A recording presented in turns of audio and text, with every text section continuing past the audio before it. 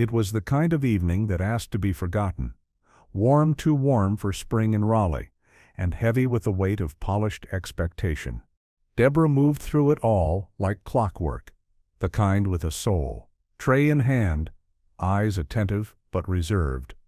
She shifted from table to table with a quiet elegance no one had taught her. She didn't fawn, didn't falter. To most, she was invisible, in the way only service workers in expensive restaurants can be. But inside her, something deeper stirred, a tension not born of nerves, but of compression. She was a musician, living inside a waitress's body. Every yes sir was a beat missed, every smile, a held note, and the grand piano in the corner, silent, untouched. Except by her, when no one was looking. The clock hit 8:17 p.m. when the door opened. It didn't slam, it didn't creak, but it shifted the entire atmosphere, like someone had cracked a seal on a room filled with static. Leonard Grayson walked in, wearing arrogance like cologne, thick, expensive, and impossible to ignore. He didn't scan the room. He evaluated it. Every person became a potential audience. Every inch of space, a stage he might command. He wasn't alone. Two men trailed him, laughing at something only partially funny, followed by a woman whose gaze flicked from phone to host stand with theatrical disinterest. Leonard clapped one of the hosts on the back like an old friend, even though he'd never bothered to learn his name. "Evening," he announced. Not to anyone in particular, just the room. Deborah watched from near the bar, balancing empty glasses in one hand, a fresh bread basket in the other. Her manager approached him, straightened tie, firmer handshake than usual, and led the party to their usual spot, front and center, in view of the piano. Of course. She tried to look away, but Leonard's eyes caught hers mid-turn. He didn't smile, he smirked. It was the kind of look that stretched the air thin, that turned attention into intention. Deborah turned quickly and returned to her duties, but the damage was already done. She'd been seen, not as a person, but a piece. Minutes passed. Plates clinked. Wine poured, but the air hadn't settled. Deborah approached their table with the practiced grace of someone who knew how to armor herself in poise. "Good evening," she said, voice calm. "Can I start you with something to drink?" Leonard tilted his head as if curious about a newly discovered species. "Deborah," he read from her name tag. "That sip's lovely. Sounds like someone who plays the harp, or perhaps piano?" The table chuckled, not loudly, just enough. Deborah Sipp's smile didn't falter. "Scotch for you, sir." He nodded, as though confirming something other than the drink. "Top shelf. Neat. Surprise me." She walked away, but the air followed her. Something unspoken had happened. A current passed between them, thin but unmistakable. Leonard hadn't made a scene. Not yet. But he'd broken something. The stillness. The ordinary. By the time she returned with the drinks, Leonard was in full bloom, regaling his companions with a tale about firing someone who couldn't handle feedback, miming hand gestures with mock compassion. Deborah placed the glasses with care, noting the absence of acknowledgement. "You know," Leonard said, almost absent-mindedly, "I always wondered what dreams waitresses carry. It must be something. You have that look." Deborah hesitated. "What look?" "That look," he said, waving vaguely. "Like you used to be someone. Or want to be. Piano, right? I can always tell." His smile didn't reach his eyes. She felt it then. A shift beneath her skin. A warning. This wasn't curiosity. This was performance. A slow unfolding, and somehow she had become the stage. He wasn't yelling. He wasn't cruel. But he was choosing to wield his attention like a blade. Not to kill. Just to nick the surface, to see how easily she bled. Deborah breathed in, tasted the faint bitterness of wine and heat and pride. "Just here to serve," she said lightly, and turned. But inside, something cracked, not broken, Not yet, but fissured. The moment had arrived. The quiet had ended. The incident had begun. Deborah Morgan's name tag shimmered faintly under the golden sconces of LaFontaine, but no one ever really read it. They saw the uniform first, the crisp black apron, the pressed white collar, the swift, quiet efficiency of her hands, and filed her away. Another server. Another silent limb of the machine that kept wine flowing and glasses spotless, but inside that name tag was a life pressed flat beneath years of resilience. She carried more than drinks on her tray. Beneath the calm poise and professional smile lived a symphony of held-back words, of nights when her fingertips ached for piano keys but were instead blistered from lifting trays. Every motion she made, every plate she set down, every polite nod she offered, came layered with the weight of sacrifice. Deborah hadn't always worn silence like armor. She used to fill small rooms with song. Her first piano was a chipped upright. Her mother salvaged from a neighbor's garage sale, the keys yellowed and two of them missing their ivory. But it sang, and to Deborah, it was enough. Music had been her sanctuary, a place where the noise of poverty, of tired voices, and empty refrigerators couldn't reach her. Her mother, Rochelle, worked double shifts as a night nurse in a town where exhaustion was more common than dreams. She would come home with stiff shoulders and a voice hoarse from 12-hour shifts, and still pause at the kitchen door to listen to Deborah play. "Play like the world's listening, baby," she'd whisper, dropping her bag and leaning her forehead against the wall, eyes closed. "Even when it ain't." But the world was instead listening. Not then. There were scholarship applications, rejections that came with polite regrets, auditions that cost money they didn't have, and 1,000 reminders that talent doesn't pay the light bill. By 18, Deborah's calloused hands were folding napkins in hotel ballrooms, not stretching toward concertos. The piano was covered. Then moved, then sold, but the music stayed. Quiet, stubborn, waiting. When she moved to Raleigh, it wasn't for a dream. It was for a job. Rent was cheaper in the outskirts. LaFontaine was hiring, and tucked into its marble and mahogany opulence, there was a grand piano, glossy, untouched, elegant, like a promise someone else had been given. The staff knew. On late nights, after the guests had gone and the floors were mopped, Deborah would drift toward it like it was calling her. She never played long.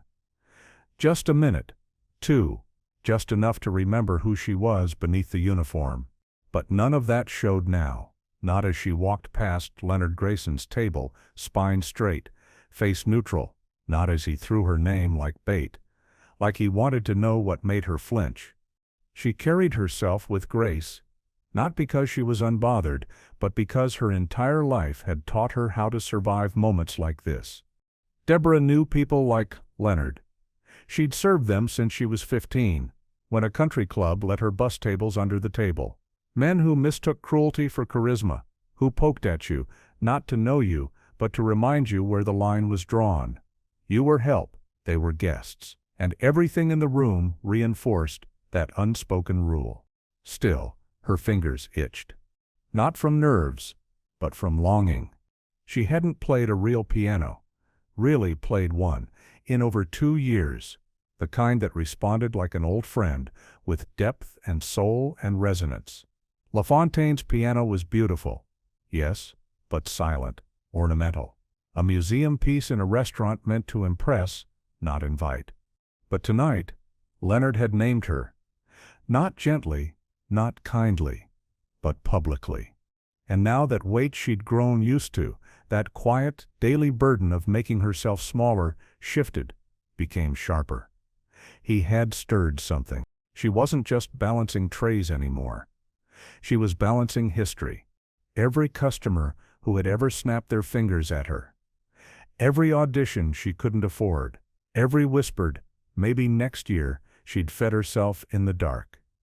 She was carrying her mother's tired voice, the absence of keys beneath her fingers, the echo of applause from long ago that only she could still hear. Deborah didn't meet Leonard's gaze when he smiled. But she didn't flinch either. She knew what this was. It wasn't just another table, it was a test. And even though the world around them saw nothing more than a waitress and a wealthy man exchanging pleasantries, Deborah felt the ground shift beneath her shoes.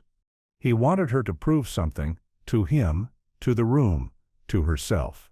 But Deborah had nothing to prove, only something to remember. It happened so swiftly, and yet with such deliberate cruelty that the air itself seemed to shift. Deborah approached the table with a fresh bottle of wine balanced carefully in one hand and 2 dessert menus in the other. Her steps were smooth, practiced, every movement refined from years of repetition. To the untrained eye, she was composed. Professional, unbothered, but beneath the surface, a storm had already started to churn. Leonard Grayson had been building to this all evening. The small jabs, the not-so-subtle glances. The performance for his entourage, everything laced with mockery wrapped in charm. His table, seated at the restaurant's most visible corner, had long since become a stage. He didn't just want to be served, he wanted to be seen dominating the room. And now, Deborah was his target. As she reached the table, Leonard leaned back in his chair, eyes already fixed on her before she even opened her mouth. The smirk never left his lips. "Well," he said. Voice loud enough to turn heads 2 tables over. "Before you pour that, tell me something, Deborah. What is it you really do?" Deborah hesitated.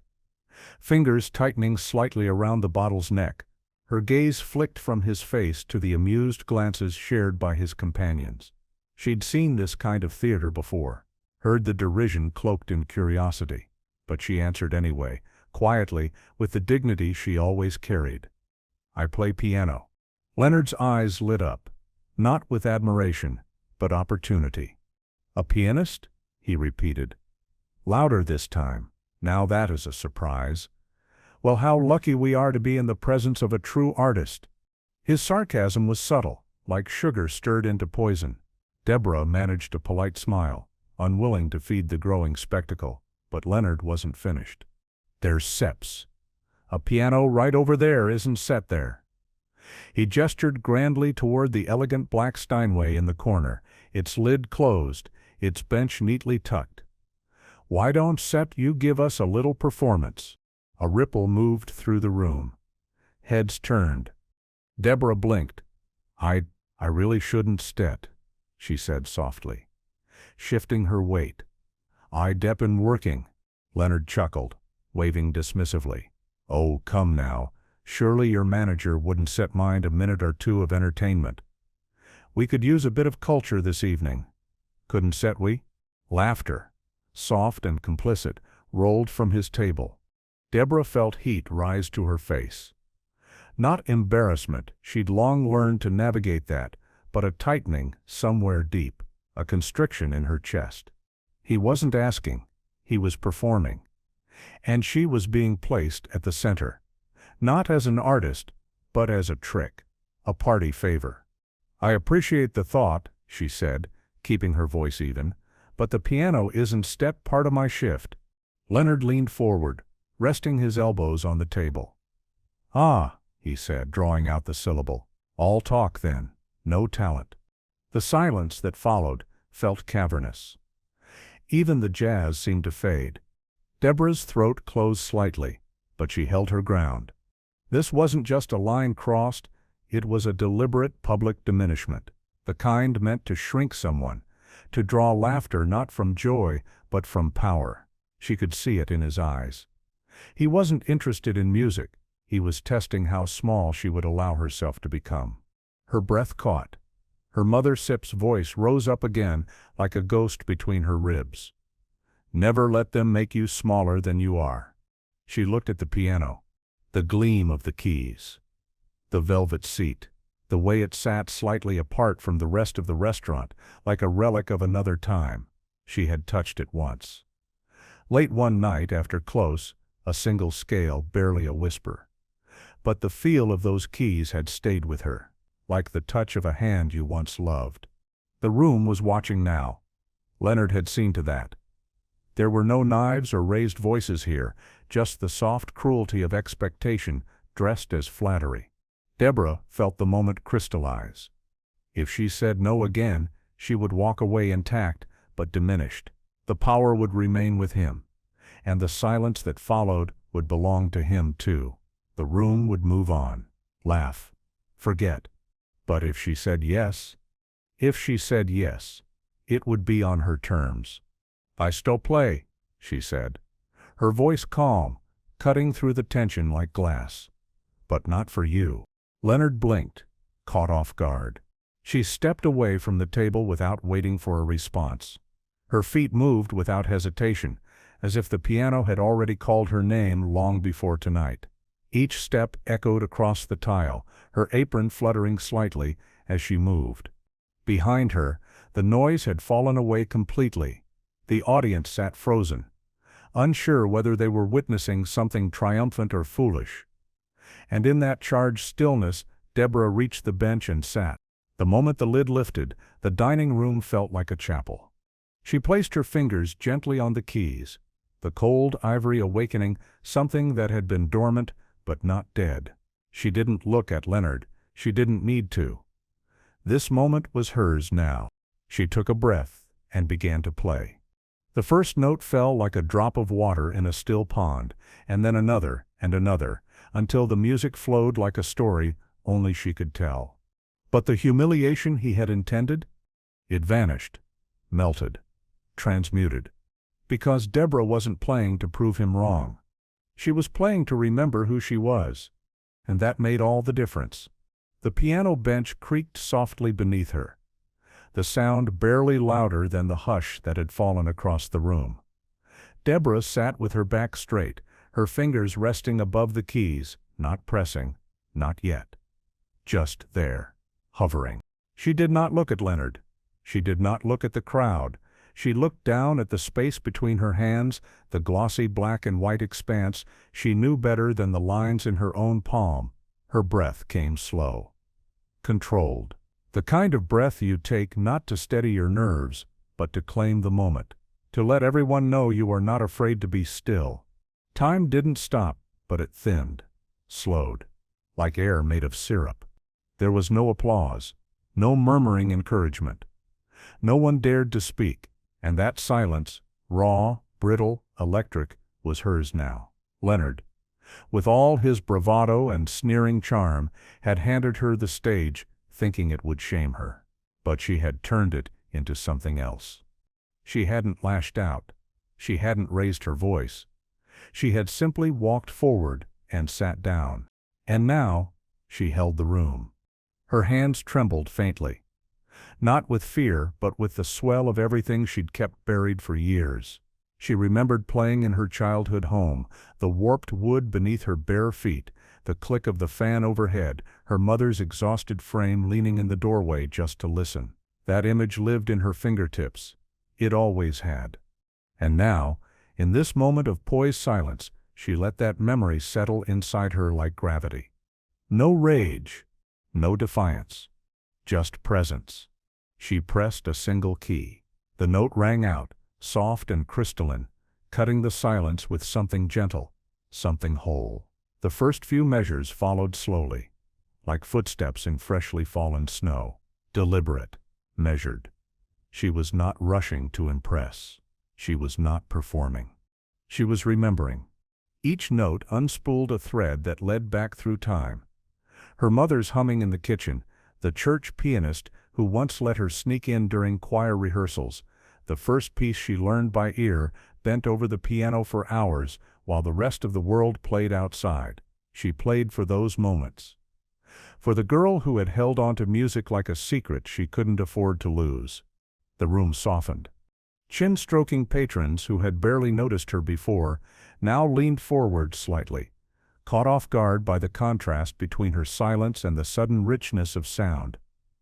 Even the servers, those long familiar shadows moving among tables, had stilled. Glasses went unfilled.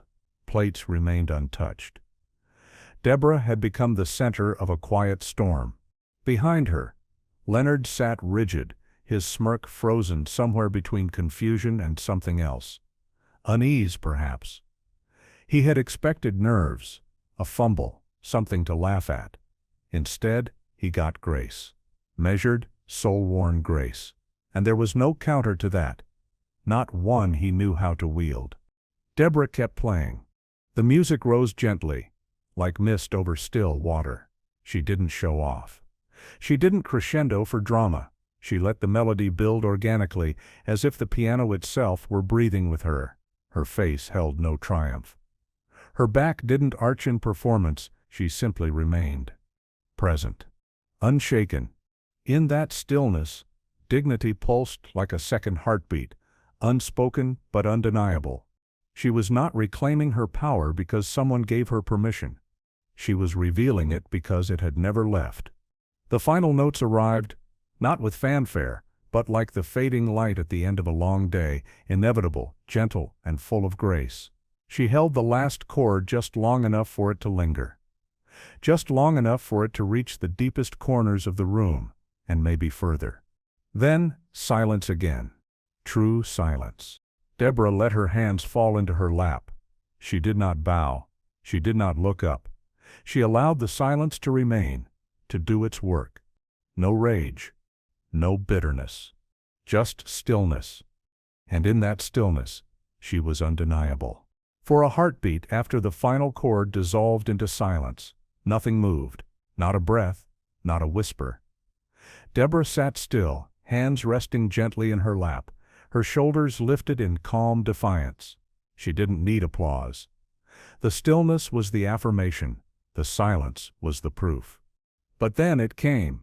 From the far right corner of the restaurant, a single pair of hands began to clap, slowly at first, deliberately. Then another joined, then another, and then the flood. Applause erupted, not polite, not obligatory, but visceral. The kind that bursts forth before a mind can catch up to what the heart feels. Chairs shifted as diners rose to their feet. Some with wide eyes, some with damp lashes. The room that had once watched her like an exhibit now honored her like a revelation. It wasn't just admiration, it was something deeper. Recognition. Deborah's co-workers had stepped out from the kitchen, pulled forward by the sound, by the silence before it, by the shift they could feel from behind swinging doors. They lined the edges of the room like witnesses, their arms crossed or hands clasped, pride softening their usually tired faces. Her manager stood at the threshold of the wine cellar, mouth slightly open, as though he'd just realized what had been quietly blooming right under his nose for years.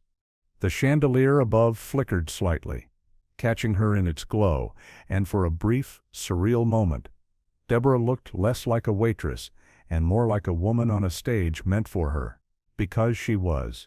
And somewhere in the middle of the applause, a voice rose up, not loud, but clear enough to slice through the clamor. She should be on a stage. An older man said to no one in particular, or perhaps to everyone. Why isn't she already? Deborah turned her head toward him. A man in a charcoal suit with silver hair and a softness in his expression.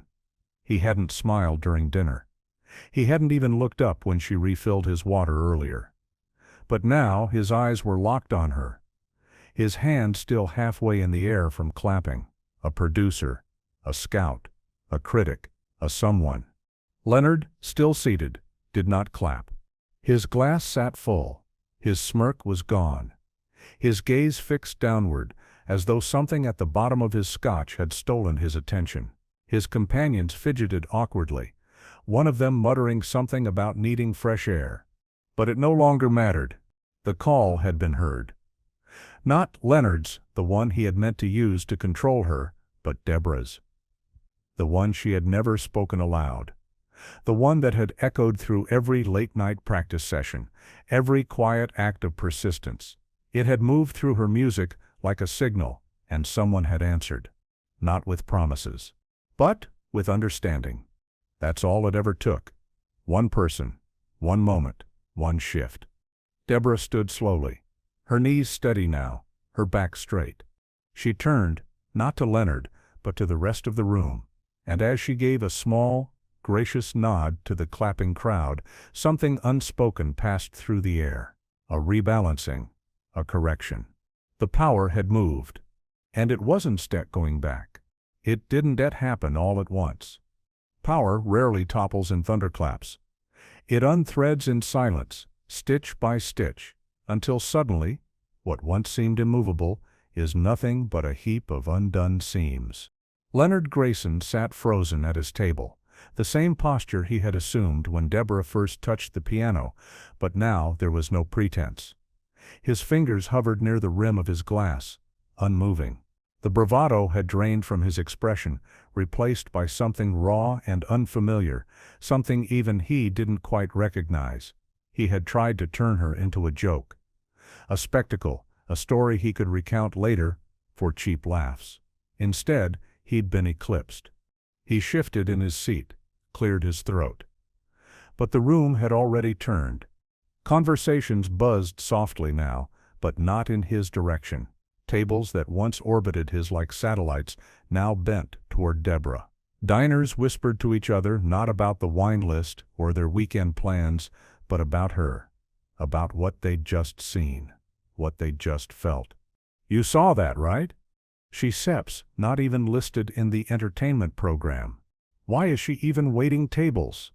And in those murmured observations was a truth. Leonard could no longer escape. The room no longer saw him as the center. The staff moved differently now, too. Subtle, but noticeable. A junior server, who had once fumbled nervously in his presence, now passed him with no more than a courteous nod. The manager, who once fussed over Leonard's preferences like a sommelier tending to royalty, now stood by the kitchen door watching Deborah with something between admiration and regret. The hierarchy had shifted. And not just in sentiment. Deborah wasn't just noticed. She was known now. And the people who had spent the evening pretending she was invisible were realizing how much they had missed. Leonard tried to reclaim the moment. He tapped his glass, forced a chuckle, and said too loudly, "Well, I suppose talent shows up in the most unexpected places." The comment fell like a dropped fork. Sharp, metallic, and unwelcome. His companions didn't laugh. One of them, a woman who'd earlier smirked at every punchline he offered, looked away, pretending to scroll through her phone. Another stared into his wineglass, swirling the contents with quiet unease. Across the room, a couple who'd remained stoic most of the night now raised their glasses toward Deborah in a silent toast. A man near the bar whispered something to a hostess and nodded toward her. The shift was happening. Quietly, but undeniably, and Leonard felt it like a draft he couldn't block. Deborah had returned to her post by the server station, her hands busy again, folding napkins, replacing wine keys. But the difference was clear. She wasn't hiding. She wasn't shrinking. She was holding her space now, and everyone else was learning how to make room. The unraveling didn't come with fireworks or shouted accusations. It came with glances withheld, with loyalty redrawn, with the quiet understanding that something had changed, and those who didn't adjust would be left behind. And as Leonard finally reached for his drink, his hand unsteady, he realized something he wouldn't dare say aloud. Not tonight. Not ever. He had lost, and no one was rushing to help him back up. It was in the way Leonard couldn't meet her eyes. Not because she glared. Deborah didn't. Not once. She didn't gloat, didn't boast. She had walked back to her station, folded a linen napkin, and resumed her duties as if her soul hadn't just shifted the axis of the room. But Leonard felt it all the same, like standing in the wake of something larger than himself and realizing too late that he had been small all along. The applause had died down. The wine was being poured again. Conversations resumed, but not the same ones. Not the same tone. People were quieter now, reflective. Changed, maybe. The buzz around his table had dissolved into something close to discomfort, a fragile stillness. Leonard cleared his throat. Loudly, as if volume could pull him back into relevance.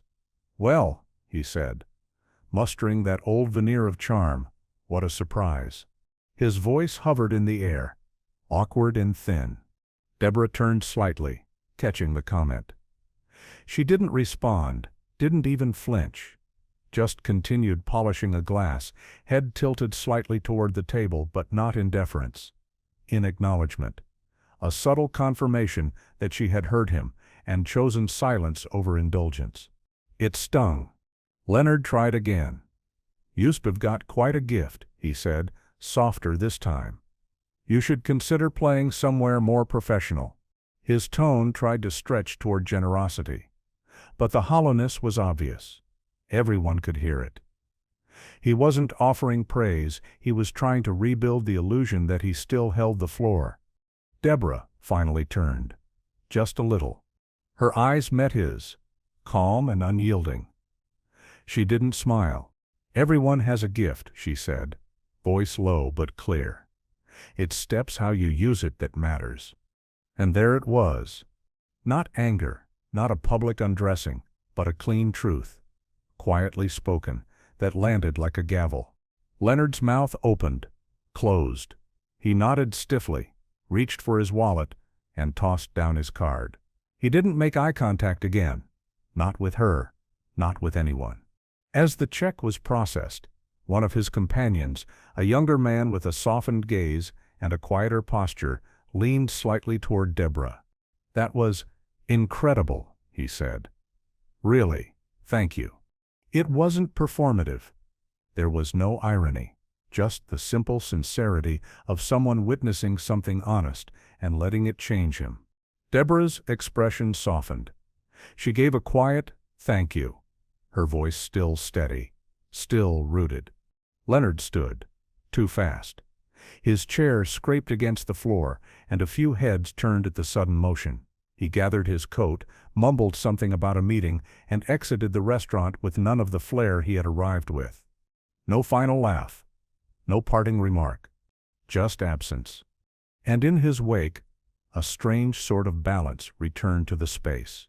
Not just because he was gone, but because the illusion he had upheld, the one where wealth dictated worth, had been undone in full view, not with confrontation, but with truth, with talent, with grace. Deborah didn't watch him leave. She didn't need to. Her reckoning wasn't revenge. It wasn't performance. It was the quiet moment when the powerful realized they had no audience left, and the room, once his theater, belonged to someone else. The restaurant hadn't changed. The chandeliers still glowed with soft amber light.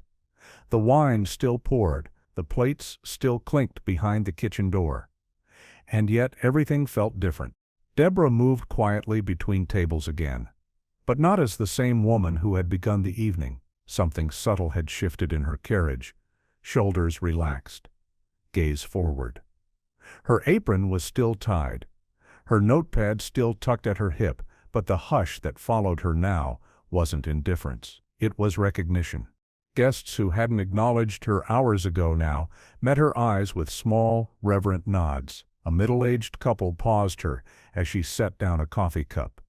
"That was beautiful," the woman whispered, almost as if speaking louder would make the moment too fragile to hold. Deborah smiled, sincere and soft. "Thank you," she said, tucking the compliment beside all the other moments she never thought would come.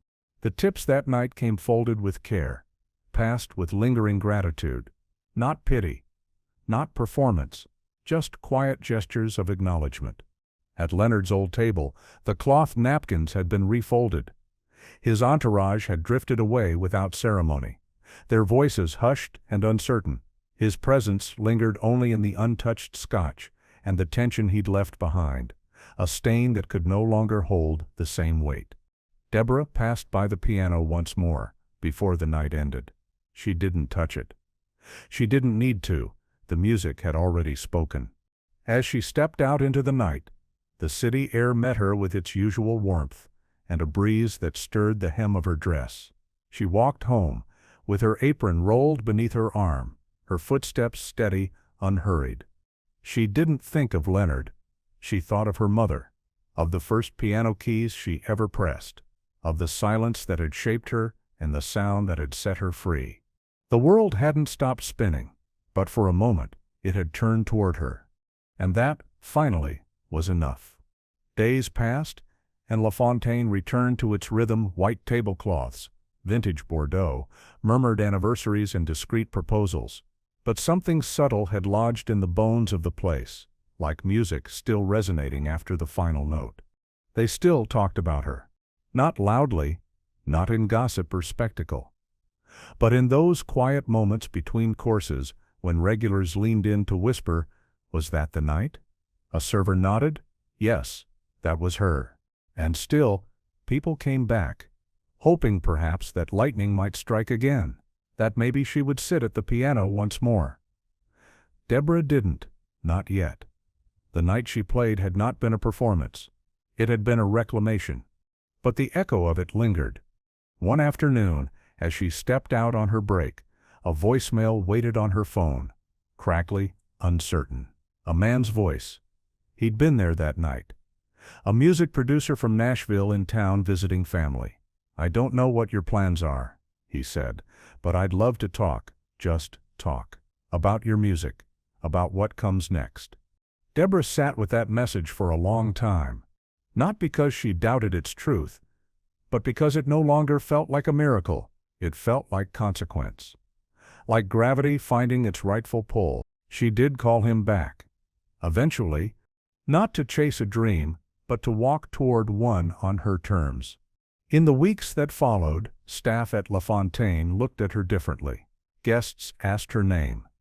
Her co-workers checked the schedule, hoping to catch her shift. The piano was no longer a decoration, it was a presence, a reminder.